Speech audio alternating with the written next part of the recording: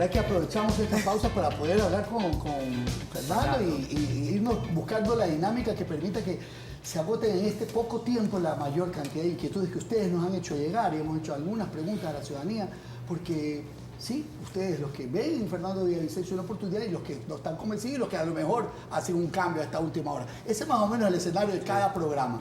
Fernando, hablar de educación es hablar precisamente de quizás la esperanza, porque hay cosas que se pueden trabajar a mucho plazo, a mucho tiempo, pero tenemos un problema grave en cuanto a infraestructura educativa, y vi su plan a propósito de quienes quieren en las universidades tener la libertad, y primero de un espacio para escoger su carrera, y segundo las carreras que ellos quieren. Acción de Fernando en el año y medio que tiene de presidencia. ¿Qué me dicen los jóvenes? ¿Dónde voy? ¿Por qué está en mi programa este tema y tan radicalmente expuesto? Los jóvenes quieren tres cosas en el tema de educación. Primero, tener la libertad para estudiar lo que ellos quieran. ¿Qué hará usted? Así es que, absoluta libertad. Se acabó ese Estado que controla, que se mete a la espiritualidad y a la cabeza de la gente, de los jóvenes. Jóvenes, muchachos, chicos de este país, ustedes van a estudiar lo que quieran. Bachilleres de mi patria, ustedes van a estudiar lo que les guste. Quieren ser agrónomos, poetas, filósofos, ustedes van a hacer eso. Y le van a decir, pero segundo, señor presidente, no hay lo suficiente universidades para nosotros, no hay cupos. ¿Dónde? En el suelo voy a estudiar. Pero no hay plata porque hay ladrones, pues, y porque la plata se va de alguna manera en corrupción. Así es que, segundo punto, universidad gratuita y de puertas abiertas. Jóvenes de mi país, todos los bachilleres que ahora llegan a las universidades y le dan un portazo en la cara, dicen no hay cupo, se acabó. Libre ingreso para los estudiantes. Y tercero, las cátedras, la malla curricular, ¿qué van a estudiar? Van a estudiar y trabajar. Vamos a hacer acuerdos y carreras cortas y becas para que los jóvenes estudiantes trabajen simultáneamente en negocios y en empresas afines. Por ejemplo, un estudiante de ingeniería. ¿Un régimen especial de menos de 40 horas para estudiantes? ¿Podría ser? Pueden practicar y trabajar horas en las empresas. Okay. Por eso esto viene de la mano de una reforma al Código Laboral que les permita a los jóvenes trabajar mientras estudian. La Escuela del Milenio, Fernando.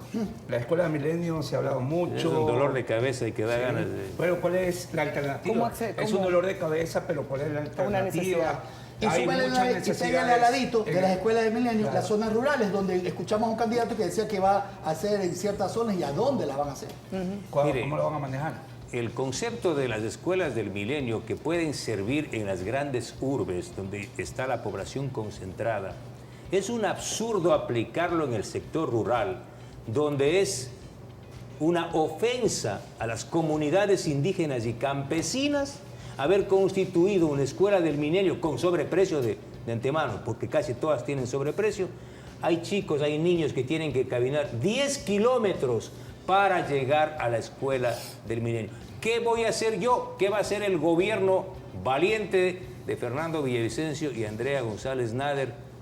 Vamos a llevar internet gratuito a los niños y jóvenes del campo y los sectores urbanos marginales. Vamos a pedirles, y eso le digo al presidente Guillermo Lasso, si usted va a firmar los contratos con las operadoras móviles, usted debe incluir que estas operadoras le entreguen internet gratuito a los jóvenes y niños del sector rural, del quintil más bajo. Y nosotros como gobierno le entregaremos una tablet a cada niño. Ese niño de mi provincia de Chimborazo, que hoy sufre de desnutrición y que no conoce una escuela, va a tener una escuela virtual. Pero, Fernando, perdóname, antes de ir a costar... ¿Cuánto le va a costar? Sí, ¿Sabe cuánto le cuesta instalar 100 antenas repetidoras para llegar con conectividad a toda la sierra y al sector rural de este país? 33 millones de dólares. Fernando, menos que la coima que se robó de este país Carlos Polit. Fernando, usted sabe que cuando hubo la pandemia y el estudio virtual, más allá de que algunos no tenían el Wi-Fi o no tenían el Internet, el problema se convirtió en un problema emocional, de que los chicos no debían estudiar solos en tablet, necesitaban estar con sus pares. Y usted está proponiendo regresar a una educación en ese sector rural. Estoy hablando de que no funciona este modelo de escuela del milenio en el sector rural. Exacto. Vamos a volver a las escuelas llamadas unidocentes, que son compartidas entre la escuela virtual, ¿sí?, la escuela virtual y la escuela Hay muchas universal. escuelas que están difícil. en un estado terrible, tendrán que utilizar fondos, tendrán que rescatar esas escuelas olvidadas, que muchas de ellas están sirviendo inclusive de guarida de delincuentes. ¿Cierto? Eso es lo que ha sucedido con muchas escuelas. Son robadas también. ¿Qué plan hay para eso? Si ya no funcionan las escuelas Milenio, la ¿tienen zona una rural. alternativa a ustedes? Vamos a construir escuelas cerca de la gente. Es decir, si usted tiene una comunidad de 300 niños, ¿sí?, que están en un espacio de 20 hectáreas, es absolutamente improcedente constituir o conformar o estructurar una escuela del milenio. Lo que uno tiene que hacer es escuelas, ¿sí?, unidocentes, con este trabajo Fernando, compartido con una escuela virtual. ¿Es pensado a 1 año, 6 meses o 5 años? Con que nosotros dejemos inaugurando el modelo. Es suficiente. La primera piedra. Yo quiero Pero saber claro, sobre mi eso. propuesta es que en año y medio vamos a limpiar el Estado de estas estructuras mafiosas y de quienes están robando los fondos públicos en el Instituto Ecuatoriano de Seguridad Social, que no me han preguntado, por ejemplo. ¿Qué es lo que quiere la gente? Medicina. Ya íbamos para allá. por Sí, si pero acaso, espere, ya antes acaba. de eso, Todavía usted no tiene tomamos ahí, salud. si no nos estamos yendo, no nos corte. Ya se quiere ir. Aún seguimos. Pensé que Quiero saber avanzaba. sobre Esto le esto. gustó. Sí, ya usted lo cortó, ya. chao, Ya quiere director. mandar Lo que pasa Es que le gustó esto, vea, le gustó esto a María Fernanda. Ese es un tema ok, vital. ok. Lo que pasa es que quiere poner la pauta, ¿no? Así ya lo Otros son los que ponen la pauta. A ver, sobre el poder local, Eso darle le gustó. más poder, sí, a los gobiernos autónomos descentralizados, asignarle más que por pedido, por obligación, competencias. En esa podría estar incluida ya no solamente transporte, sino salud, educación. Y eso es decir, gobierno central, yo te dejo, tú ve cómo gobierno seccional resuelves. En algunos funciona, en otros que no tienen recursos, ¿cómo lo van a hacer, Fernando? Por favor, tómale la foto ahí que está con la brisa. Estoy recibiendo. Actualizada, pocos Esto, por ahí. esta es una joya y es de iniciativa manabita. Ok. ¿Y por qué Manabí? Porque en Manabí, como es casi una nación y están tan dispersos, un grupo de apasionados intelectuales y la gente buena de Manabí levantó este proyecto de ley y me han pedido que abrace esta causa. Es el proyecto que puede ser entendido acá y allá como autonomista, de Sí. descentralización, Camino federalista, al federalismo. pero aquí se llama el poder local. Solo dos componentes clave que les va a encantar a los alcaldes y prefectos y a la ciudadanía. Se acabó el Estado central. ¿Cómo vamos a hacer esto? Vamos a transferir todas las competencias del gobierno central a los gobiernos autónomos descentralizados. Que la figura del gobernador, chao, también entonces. pero ustedes me dirán, bueno, ¿y qué hacemos con las competencias? Claro. Porque, por ejemplo, es ridículo, impensable y ofensivo que el aeropuerto de Manta, que es un aeropuerto internacional, sea manejado por el Ministerio de Transportes y Obras Públicas. Fernando. Pero vamos al segundo componente. Antes de Transferimos pasamos las competencias y la plata. Sí, porque sin esto es lo más sin importante. recursos no hay competencia. Usted le va a echar un ojo o los dos ojos a ese programa y se va a quedar maravillada. ¿Por qué? Automáticamente, si la provincia del Guayas aportó, si Guayaquil aportó en impuestos 10 millones, pongo el ejemplo, automáticamente le transfieren el porcentaje a la provincia de Guayaquil. Tal vez no le Consulta corresponda. popular. Claro. Consulta popular. Imagínense, si la Asamblea no me quiere aprobar Consulta este proyecto popular. de ley, vamos a ganar Pero con el ¿qué? 105%. Otro de las urnas. A ver, una Pero, pregunta. oiga, esto es importantísimo. Ustedes, bueno, Sí, pero es usted le importantísimo. ponen los ojos a algo importante para Manaví.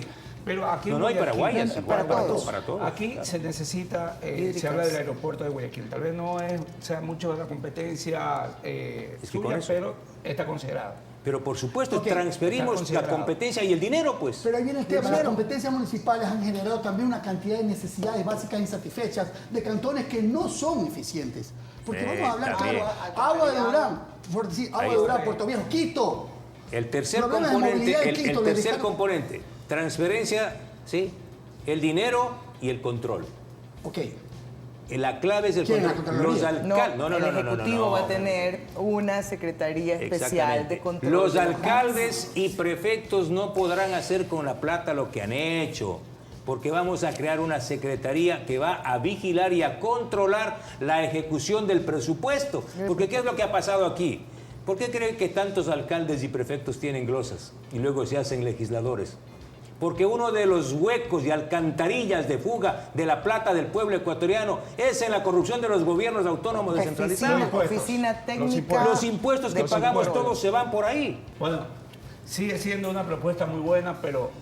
Ya si José dijo que es muy buena. Mientras no veamos, ver para creer. Como propuesta, dijo. ¿Qué le parece, Fernando, si escuchamos más preguntas de la ciudadanía? ¿Le parece?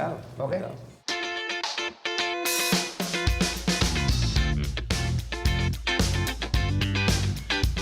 Bien, continuamos aquí en Voz y Voto 2023. Tu presidente, Fernando, ¿qué le parece si escuchamos más inquietudes de parte de la ciudadanía? Adelante. Señor Villavicencio, ¿cómo va a garantizar los derechos de la mujer y a prevenir la violencia intrafamiliar? ¿Cuál es su plan para mejorar la educación y disminuir la desigualdad social en el país? Breve, Fernando, por ti. Brevísimo. Yo tengo un binomio que ha sido activista, que ha impulsado la vigencia plena de los derechos de la mujer. Yo no voy a gobernar con el apoyo de Andrea González. Ella va a ser parte de mi gobierno. Vamos a llevar adelante una política de absoluto respeto a los derechos de la mujer.